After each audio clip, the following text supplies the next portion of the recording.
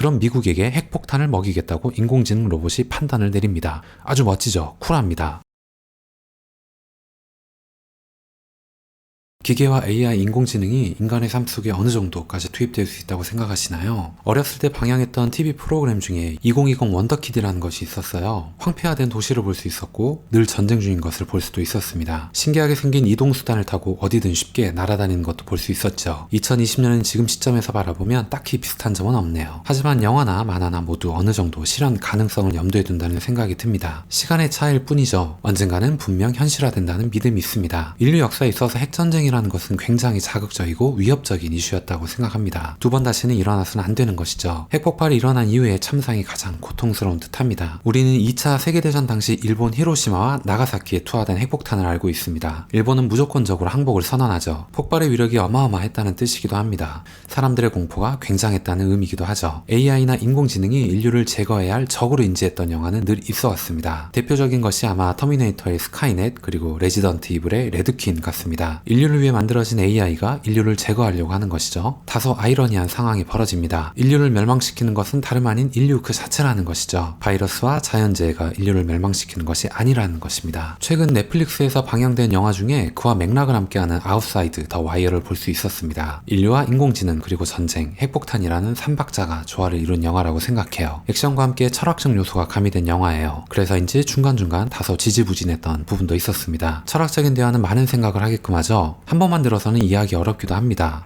그래서 철학 아니겠습니까? 2030년대의 전쟁은 어떤 모습일까를 잘 보여주는 작품이었다는 생각이 듭니다. 인간이 직접 움직이기보다는 기계를 통해 해결하는 것을 볼 수 있었죠. 본부 건물에서 헤드폰을 끼고 의자에 앉아서 컴퓨터 게임하듯이 전쟁을 치르는 것이죠. 누군가 조종해야 할 사람은 필요하기 때문입니다. 결정의 주체는 인간이지만 전장에서 직접 총을 쏘고 움직이는 것은 기계의 몫입니다. 군대에서는 주기적으로 전술 훈련이라는 것을 하고는 해요. 저도 해봤습니다. 2000년도 초반인 그때 당시에 기억이 아직도 뚜렷해요. 장교와 사병들이 사무실 컴퓨터에 앉아가지고 스타크래프트 같은 게임을 하고 있더라고요. 전투 상황을 컴퓨터를 통해 재현해보는 것입니다. 하물며 2030년이 넘어가는 시점은 어떠하겠습니까? 영화에서도 기계 로봇들이 나오지만 몸빵으로 보내기는 제격이다 라는 생각이 들었습니다. 총알을 한두 대 맞아가지고는 파괴되지 않습니다. 적어도 바주카포나 미사일 정도는 맞아야 부서지더라고요. 인간과 가장 유사한 형태의 전투 기계가 발명되면 그들이 직접 전쟁터에 투입되는 시기가 올 겁니다. 인간의 피해를 최대한 줄이고자 하는 것이죠. 영화에서는 기계의 모습이 인간의 골격을 하고는 있지만 세부적인 디테일은 누가 봐도 기계입니다. 아직까지는 말이죠. 시간이 지나면 피부도 얼굴도 더욱 인간과 흡사해질 듯합니다. 미래 영화에서 보는 것처럼 말이죠. 인간과 기계를 육안으로 구별하기 어려울 정도의 기술력입니다. 그런데 따지고 보면 사람이랑 비슷하게 만들 수 있는 기술력은 있었던 것 같은데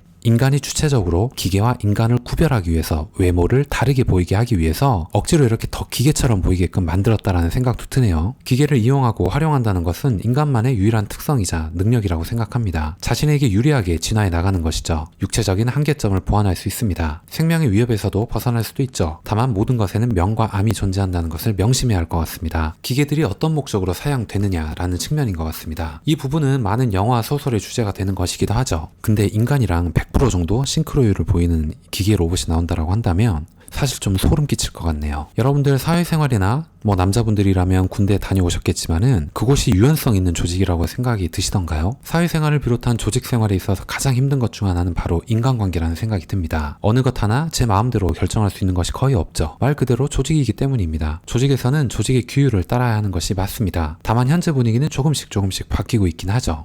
그 속에서 얼마나 효율성을 찾느냐입니다. 신속한 의사결정이 필요한 시점이 있기 때문입니다. 군대라는 조직은 기본적으로 상명하부의 특성이 강합니다. 그렇기에 더욱 답답할 수 있을 것 같아요. 자율적인 판단에 의거해서 빠른 의사결정이 필요한 상황이 있을 수도 있습니다. 보고체계를 다 밟고 있다가는 전투 현장에서 군인들이 목숨을 잃습니다. 그럼에도 불구하고 명령과 규율을 강조하는 모습은 다소 아쉽죠. 이것이 조직의 특성이겠거니 합니다. 어쩔 수 없는 부분이죠. 영화에서도 실제로 다소 꼰대스러운 군대 조직이 나옵니다. 그리고 암을 유발하는 것 같은 직속 상관도 나와요. 최첨단 기술로 구현된 AI 전투 로봇이 규율 체계를 벗어난다면 어떻게 될까요? 그들이 자율적인 선택을 하면 어떻게 될까요? 인류를 보호하기 위해서 만들어진 가진 로봇이 이제는 인류를 제거하려고 합니다. 그렇다고 막무가내로 결정을 내리는 것도 아니에요. 나름 합리적인 판단에 의거한 것이죠. 미국에 핵폭탄을 날리겠다고 결정합니다. 미국이 한 방 먹이겠다라는 거죠. 미국 영화가 미국을 까발리는 것은 쉽지 않았을 거라는 생각도 듭니다. 미국인들의 정서에 대해 놀랍기도 하면서 존경스럽다는 마음도 듭니다. 미국은 전쟁을 막기 위해 최선을 다하고 있다고는 하지만 실제로는 전쟁을 원한다는 것이죠. 음모론과 같은 것입니다. 실제로 미국의 가장 큰 수익 중에 하나는 바로 무기 수출, 판매라는 얘기를 들은 적도 있어요. 그럼 미국에게 핵폭탄을 먹이겠다고 인공지능 로봇이 판단을 내립니다.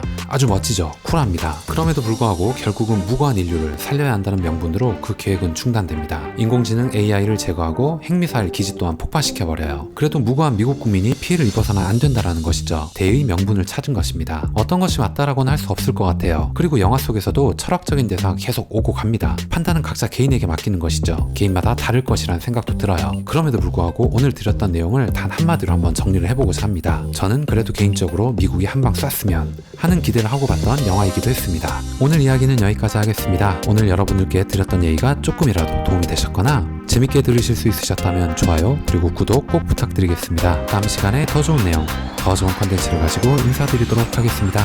감사합니다.